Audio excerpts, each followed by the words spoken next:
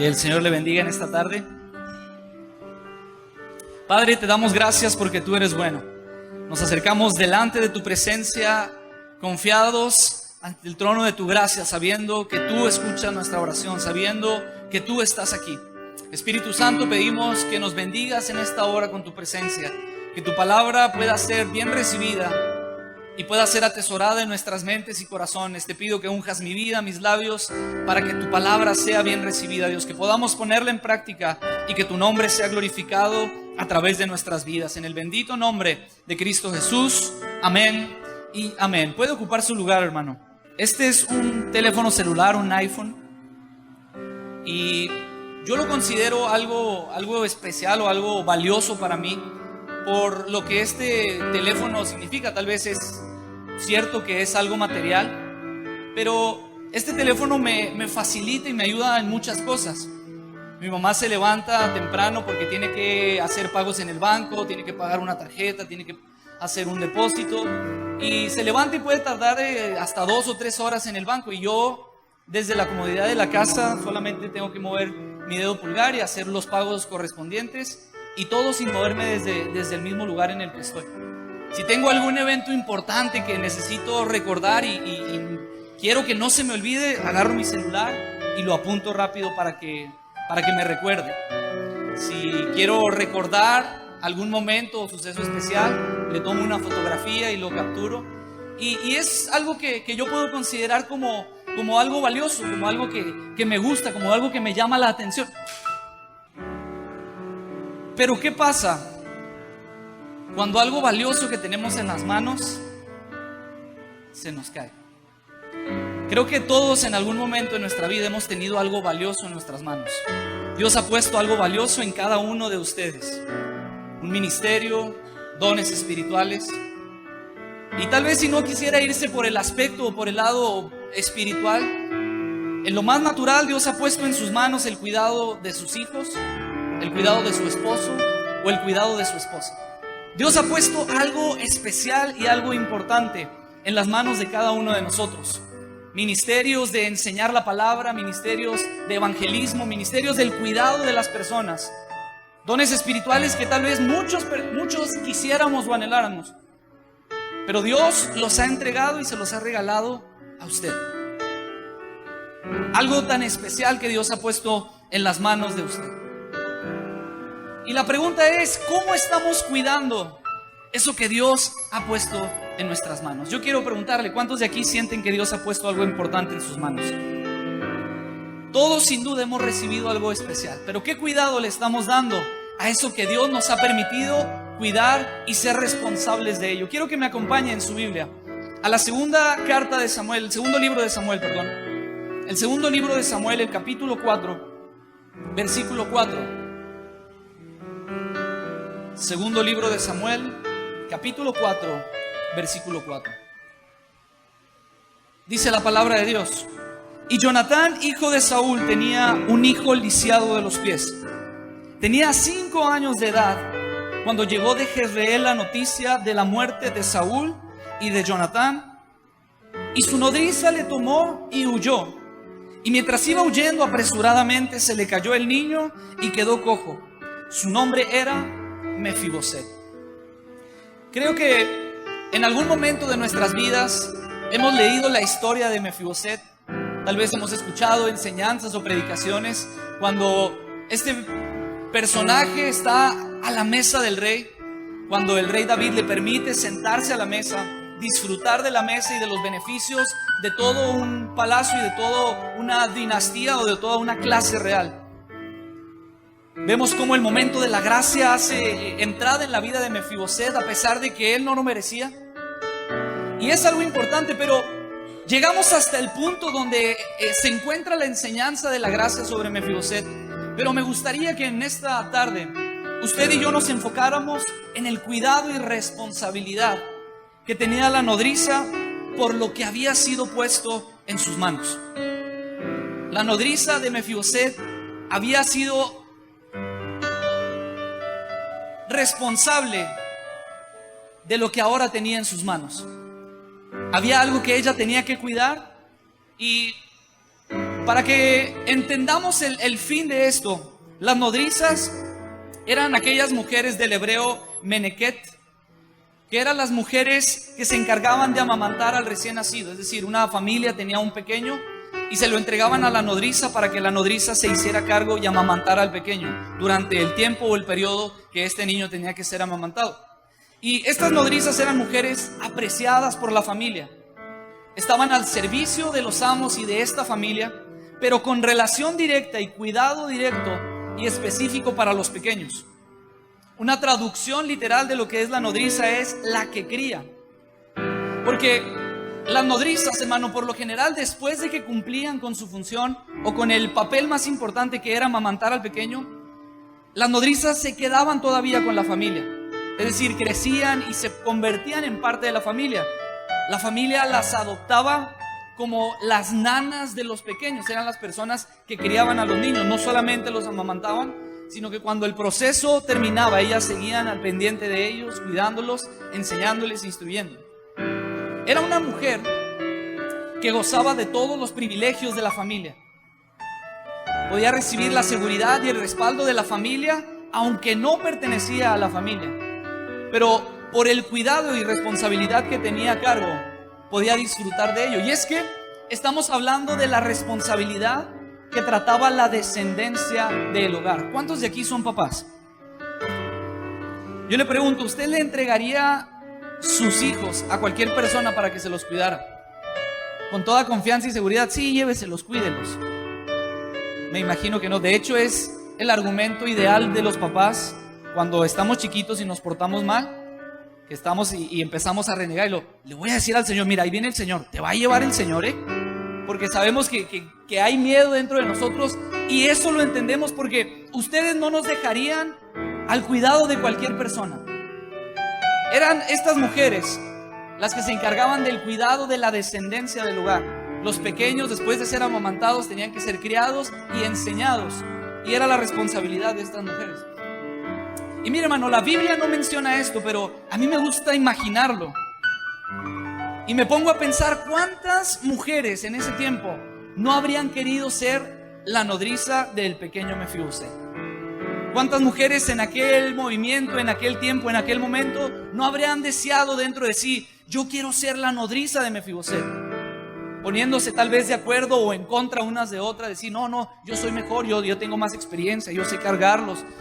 No sé cuántas mujeres habrían tenido ese deseo o la intención y la inquietud de ser la nodriza de Mefiboset. ¿Por qué? Porque estamos hablando del pequeño Mefiboset y no era cualquier persona, hermano. Mefiboset era el hijo de Jonatán, el nieto de Saúl. En otras palabras, Mefiboset era el hijo del príncipe de la nación y por ende era el nieto del primer rey que la nación de Israel contemplaba. La Biblia da testimonio de que el pueblo de Israel por mucho tiempo estuvo pidiéndole a Dios que les diera un rey. Dios en su majestad y poderío les decía, acá está su rey, yo soy su rey. Pero el pueblo empecinado en decir, nosotros queremos tener un rey como los pueblos alrededor tienen un rey. Queremos ser iguales que ellos. Y fue tanto el tiempo y la insistencia del pueblo de Israel que por fin Dios les concede tener un rey. Y la Biblia dice que el profeta Samuel fue el que ungió a Saúl, y entonces Saúl se levanta como la autoridad máxima de la nación y como el rey de Israel. Y cuando hablamos de Mefiboset, estamos hablando de un pequeñito que era nieto del primer rey de la nación. Yo siempre recuerdo esto con mucho orgullo y algo como muy especial. Cuando yo estaba pequeño, mi abuelo era el presidente municipal de San Francisco del Oro. Y para mí eso era algo que me llenaba de mucho orgullo, hermano. Yo decía que yo era el nieto del presidente. Y era algo especial porque yo me subía al carro con mi abuelito y andábamos dando vueltas en el pueblo. Y mi abuelito en calidad de presidente pues iba saludando a toda la gente. Y tenía un cantadito que recuerdo porque él decía, adiós. Adiós. Así iba en el carro y a todo el mundo saludaba. Y yo le preguntaba, oye, abuelito, ¿y quién es ese? ¿Quién sabe, mijo? Usted salúdelo. Adiós. Y yo me sentía orgulloso de que la persona que iba manejando el automóvil fuera el presidente, pero fuera mi abuelito.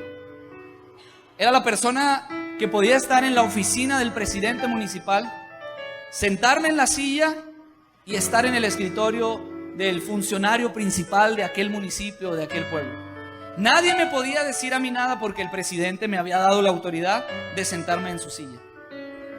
Y fíjese, yo no tenía ningún beneficio municipal, es decir, no había responsabilidad, no había algún beneficio que dijeran, es el nieto del presidente, déjalo que él decida lo que se va a hacer. No, yo no tenía ningún compromiso, responsabilidad, absolutamente nada. Yo solamente era nieto del presidente. Pero para mí eso era algo que era especial, importante, y yo me sentía bien de saber que era el nieto del presidente. Cuando hablamos de Mefiboset, estamos hablando del nieto del rey de toda una nación.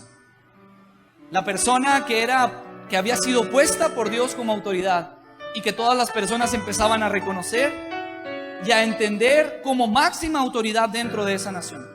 Pues el pequeño Mefiboset era el nieto de ese gran rey. El pequeño Mefiboset tal vez era el pequeñín que iba a estar jugando en el trono, o que iba a tener la oportunidad de fantasear desde pequeño en que algún día él se subiría a ese trono y sería el rey de toda esa nación.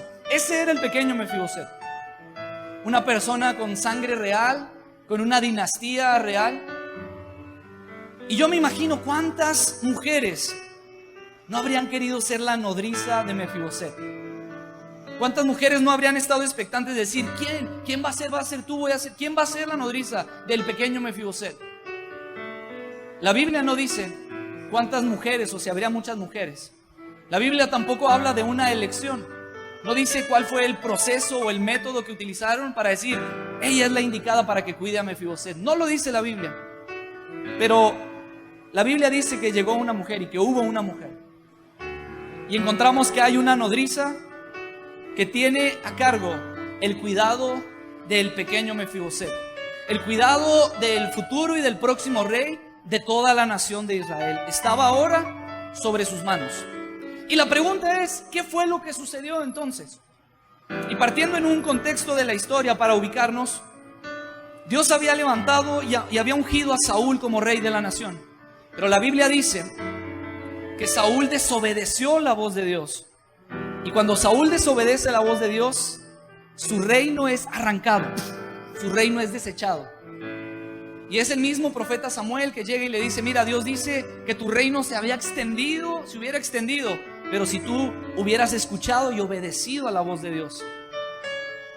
Pero por no obedecer la voz de Dios, tu reino ha sido arrancado, tu reino ha sido desechado, no sirve. Subsecuente a este hecho, después de que el profeta Samuel anuncia el desecho del reinado de Saúl, a este tiempo va y unge al pequeño David como el nuevo rey de toda una nación. Y fíjese lo que son las cosas. El rey Saúl se quedó en el trono prominente, enfrentando las situaciones y circunstancias de toda una nación, reinando todavía a pesar de que había sido tachado por Dios. Pero a este tiempo David es levantado como el nuevo rey de Israel. David es sacado de donde estaba pastoreando las ovejas, que era uno de los trabajos más denigrantes de aquel momento. Y de ahí es sacado el pequeño David, de entre el estiércol de su rebaño, de entre la tierra y de la suciedad del rebaño. De ahí es levantado y es ungido como el nuevo rey de Israel. La autoridad de Dios llegó sobre el reinado y sobre la vida de David, a grado de que las personas empezaron a ver y empezaron a reconocer lo que hacía David. Porque por ahí el rey Saúl empezó a escuchar que la gente decía, bueno, Saúl mató a 1000, pero David mató a 10,000. Y se gozaban y se regocijaban por la calidad de líder y la gran personalidad que David estaba enfocando y representando en ese momento. Pero eso a Saúl obviamente le incomodó, empezó a llenarle de ira, empezó a tocar sus fibras y empezó a sentir entonces la sombra del liderazgo del rey David. Y vio que las personas se inclinaban más por David que por Saúl. Y a través de esto, en distintas ocasiones, el rey Saúl trata de asesinar a David. En repetidas ocasiones, diferentes momentos y circunstancias, el rey Saúl intenta quitarle la vida a David, porque había visto que era una amenaza para su reino. Y entonces comienza la lucha de poder entre un rey ungido y un rey que ha sido desechado, el rey David y el rey Saúl. Segundo libro de Samuel, el capítulo 3, versículo 6 dice: había guerra entre la casa de Saúl y la de David. Había conflicto, había fricción. Uno había entendido que había sido puesto por Dios y el otro no había entendido que había sido rechazado por Dios. Y en este conflicto, por causa de que el rey Saúl perseguía insistentemente a David para matarlo, David se tiene que mezclar e inmiscuir con los filisteos. Y cuando está ahí con ellos, empieza a descansar de Saúl, que lo quería perseguir y que lo quería matar. Y de alguna manera se entromete o se alía con los filisteos. Y fíjese lo que son las cosas, porque son los filisteos los que terminan matando a Saúl y a sus 3 hijos. Los mismos filisteos son los que terminan acabando con el reinado, con el rey Saúl y con su descendencia, que era Jonatán, Abinadab y Melquisúa. Y entonces regresamos al pasaje que leíamos al principio. Su nombre era Mefiboset. Tenía 5 años de edad cuando llegó de Jezreel la noticia de la muerte de Saúl, su abuelo, y de Jonatán, su padre. Y su nodriza, esta mujer que había sido encargada de cuidar al pequeño, le tomó y huyó. Y mientras iba huyendo apresuradamente, se le cayó el niño y quedó cojo, lisiado de ambos pies. Y la pregunta es: ¿por qué se le cayó? ¿Por qué, si había tenido tanta responsabilidad y cuidado sobre algo tan valioso que habían puesto en sus manos, por qué se le cayó? Y hay 4 razones que yo encuentro en este pasaje de por qué se le cayó el pequeño Mefiboset. La primera es porque escuchó las malas noticias. La Biblia dice que tenía 5 años de edad cuando llegó de Jezreel la noticia de la muerte de su padre y de su abuelo. Empezó a escuchar las malas noticias.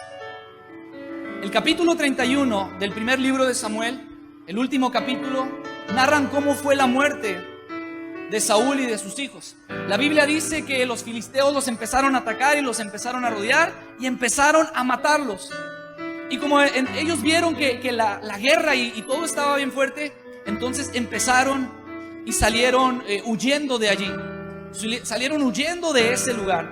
Y no podemos decir que fueran cobardes, porque más bien ellos querían ver por su vida. Salieron huyendo de ese lugar. Recuerdo en una ocasión, estábamos jugando los muchachos. Terminando de jugar, nos fuimos a cenar unas hamburguesas. Y tenemos un amigo que tiene una risa muy peculiar, de esas risas que usted la puede escuchar a kilómetros a la redonda. Y mientras estábamos cenando, llegaron unas personas a cenar a ese lugar. Y cuando estábamos cenando y que iban entrando estos jóvenes, nuestro amigo se empezó a reír de otra cosa. Pero se rió tan fuerte que los muchachos que iban a comprar las hamburguesas pensaron que se estaban burlando de ellos. Terminamos de cenar, comimos, todo estuvo muy bien. Y cuando nos íbamos a ir, salimos de esas hamburguesas y viene una parvada de cholos caminando hacia nosotros. Otro amigo les dice: muchachos, tranquilos. Y apenas había extendido la mano como para calmar, ¡pum!, le pusieron un golpe en la cara. A otro le reventaron una botella en el codo, a otro le pegaron en la espalda. Y yo bíblicamente opté por la opción del rey Saúl. El rey Saúl, cuando vio que los filisteos estaban matando y acabando con todos sus hombres, inteligentemente se fue para que no le hiciera nada.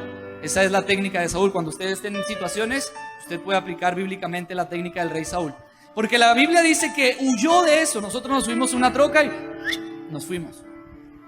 Y el rey Saúl hizo lo mismo. Cuando vio que los filisteos estaban arreciando con la batalla, que estaban acabando con su ejército, entonces dijo: más vale aquí corrió. Y llega un punto donde los flecheros de los filisteos estaban lanzando flechas. Y la Biblia dice que Saúl sintió temor y dijo: me van a matar. Y le dice a su escudero, a la persona que estaba con él, le dice: mira, entiérrame la espada tú. Mátame tú para no morir en manos de esos filisteos, para no morir en manos de esos pecadores incircuncisos. Prefiero que me mates tú antes de que ellos me asesinen y me encarnezcan y hagan burla de mí. Pero la Biblia dice que esta persona no tuvo la capacidad y el valor de enterrarle la espada. Entonces lo que hizo Saúl fue que agarró su espada y él mismo se atravesó con su propia espada y se dejó caer para morir. Cuando estaba atravesado, el escudero no supo qué hacer, lo vio con la espada atravesada y se echó sobre su espada y también se mató en ese mismo lugar. La Biblia dice que allí, por mano de los filisteos, murió Saúl, murieron sus 3 hijos, murió el escudero de Saúl y murieron todos los hombres que llevaban. Los pocos que habían quedado habían salido huyendo, habían corrido, se habían escapado de esos lugares porque los filisteos habían arreciado con la batalla. Estas fueron las noticias que llegaron a oídos de la nodriza. Estas fueron las noticias que habían llegado a oídos de la mujer que tenía la responsabilidad de cuidar al futuro rey de la nación.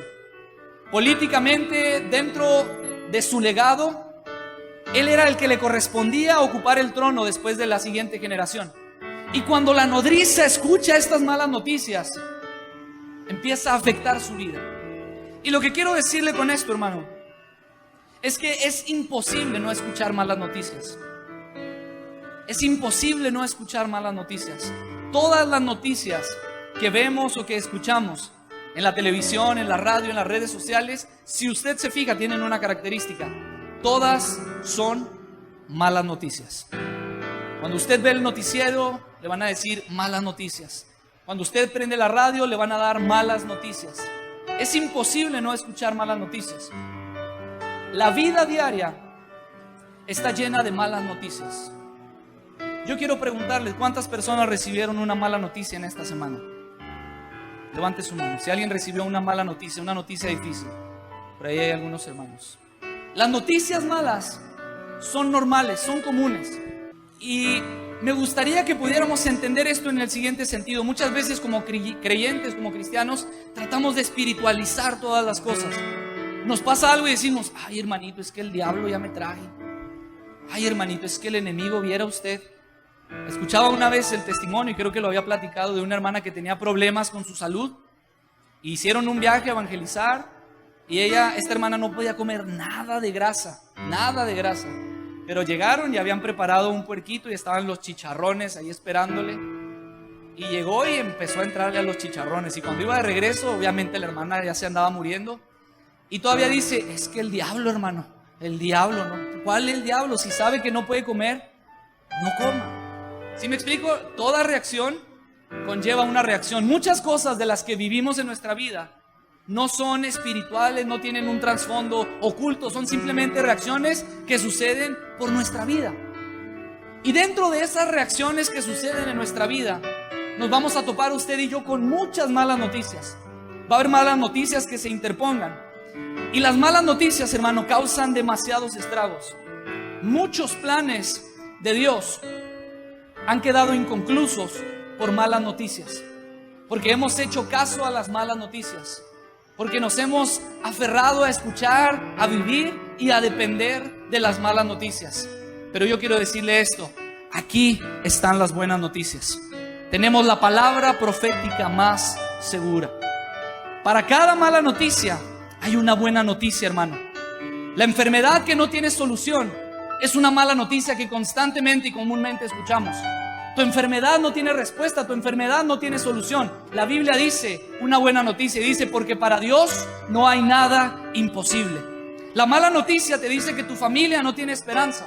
La Biblia y las buenas noticias dicen: confía en Él, porque Él hará. Las malas noticias te dicen: es que estás perdido, no tienes esperanza, no tienes solución, tu vida está acabada. La buena noticia dice: porque de tal manera amó Dios al mundo que entregó a su único Hijo para salvar tu vida y para salvar mi vida. ¿Cuántos glorifican a Dios? Porque es un Dios de los no imposibles, porque es un Dios de las buenas noticias, porque a pesar de que las malas noticias nos quieren afectar, Él sigue dándonos las buenas noticias. Para cada mala noticia, hermano, siempre va a haber una buena noticia de parte de Dios en su bendita palabra. Si a ti te hablaron durante esta semana o durante este tiempo y ha habido una mala noticia que te ha molestado y te ha inquietado, yo tengo que decirte que hay una buena noticia de parte de Dios. Dios tiene el control del problema o de la situación. Solamente hay que dejar que Él actúe. ¿Por qué se le cayó el pequeño a la nodriza? Porque escuchó malas noticias y tuvo miedo. Es natural sentir miedo. El miedo es humano, el miedo es natural. Es lógico que esta nodriza sintiera miedo. Le acababa de llegar la noticia directa de que el papá del pequeño Mefiboset había sido asesinado. Le acababan de dar la noticia a esta nodriza de que el abuelo del pequeño Mefiboset había asesinado. Es decir, el legado real había sido eliminado. El rey actual y el futuro rey habían sido eliminados. Es decir, querían acabar con el reinado. Y el que seguía por política, por regla, era el pequeño Mefiboset. Y la nodriza pensó y dijo: si ya mataron al papá, si ya mataron al abuelo, van a venir por Mefiboset. Y el miedo empezó a invadir su vida. Ahora van a venir por el pequeño. El miedo, hermano, es esa sensación de angustia o de peligro, de un peligro real o imaginario. El miedo es esa sensación que uno lleva cuando hay un peligro que es inminente, que es real, pero incluso cuando no hay peligro y la imaginación empieza a acelerar el pensamiento y el miedo empieza a hacerse cargo de nuestras vidas. Es imposible no sentir miedo, porque el miedo es humano y natural. En la mañana les contaba la anécdota que en algún momento les había platicado también. Cierta ocasión, cuando yo estaba adolescente, tenía la inquietud de manejar, era el deseo que yo tenía. Veía cómo las personas, mis amigos, mis mejores amigos son 1 año y 2 años mayor que yo, y ellos ya manejaban. Uno de mis mejores amigos manejaba desde los 9 años, yo tenía casi 15 años y todavía no sabía manejar. Y era un deseo que yo tenía, que yo quería saber manejar, y de repente a escondidas, no le van a decir, a escondidas agarraba los carros de mi papá y me iba a dar la vuelta a la colonia. No veía, yo estaba así, pero me sentía volado. Y yo conocía más o menos el movimiento, el acelerador, el freno de los carros del carro de mi papá, porque comúnmente le daba la vuelta.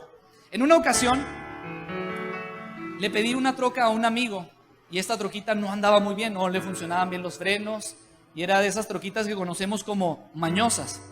Entonces ya como pude la prendí y en mi imprudencia me fui manejando él conmigo, y cuando me quise regresar a donde íbamos a dejar la camioneta, había un carro casi del año así enfrente, muy bonito, recién lavadito.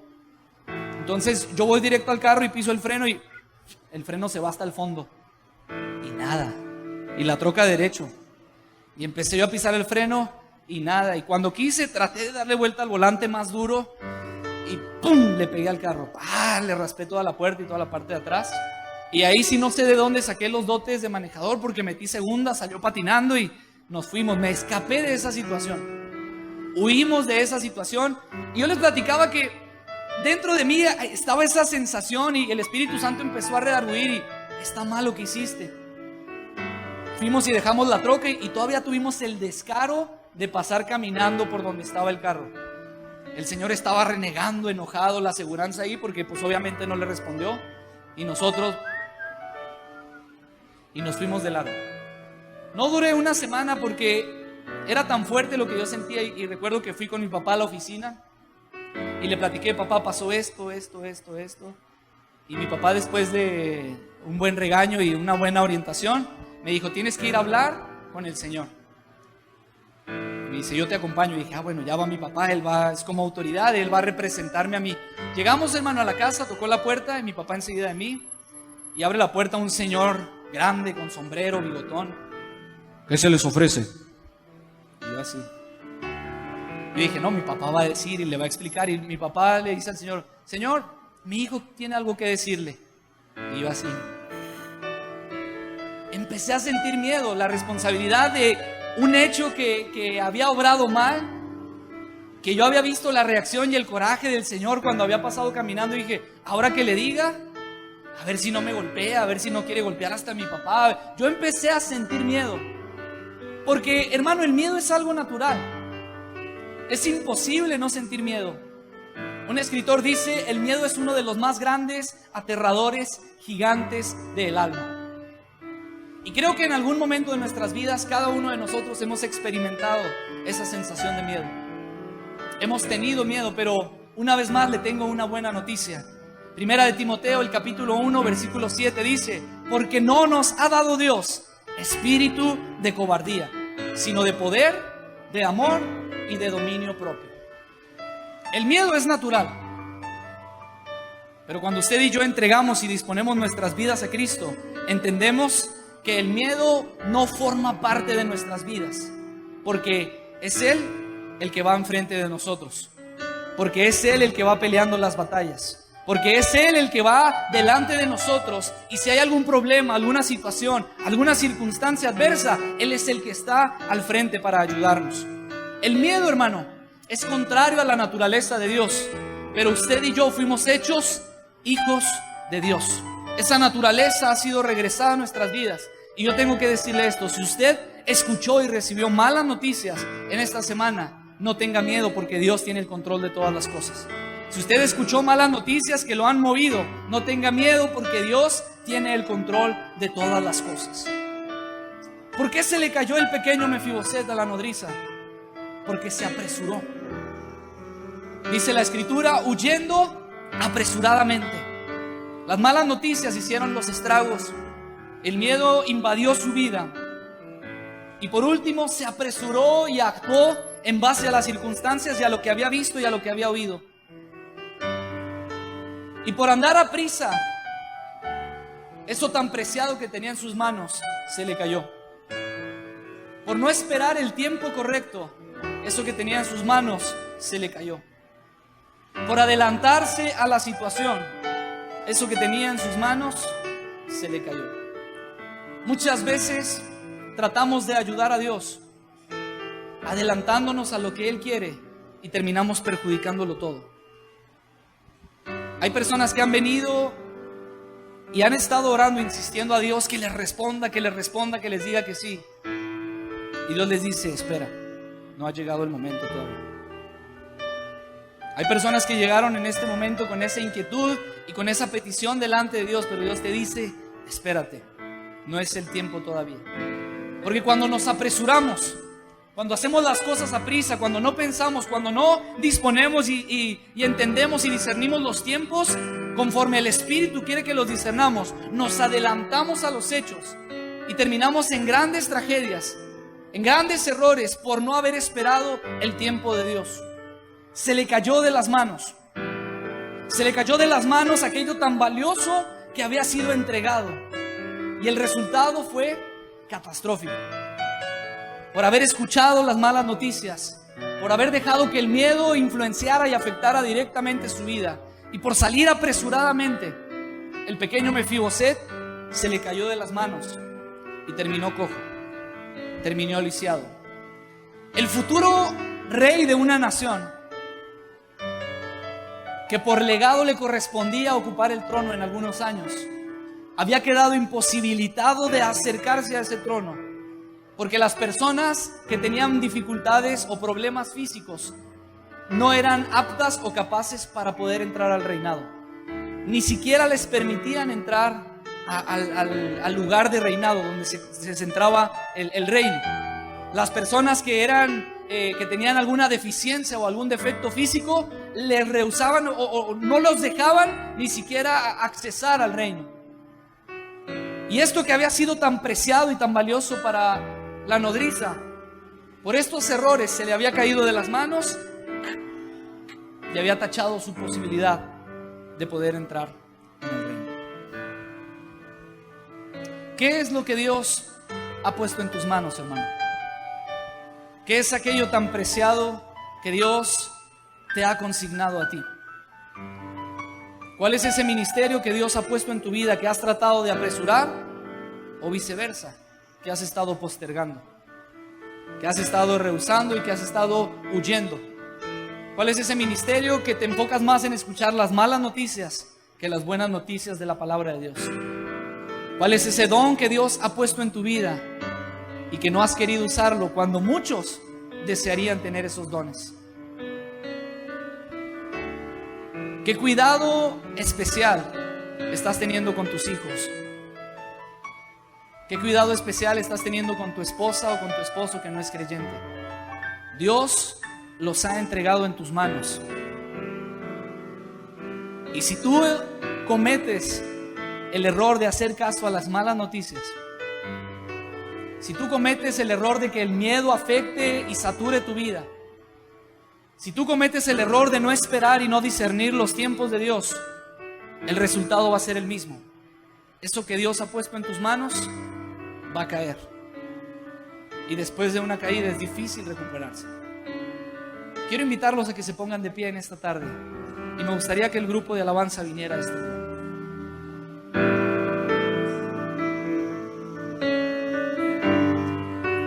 Ahí donde estás, cierra por un momento tus ojos.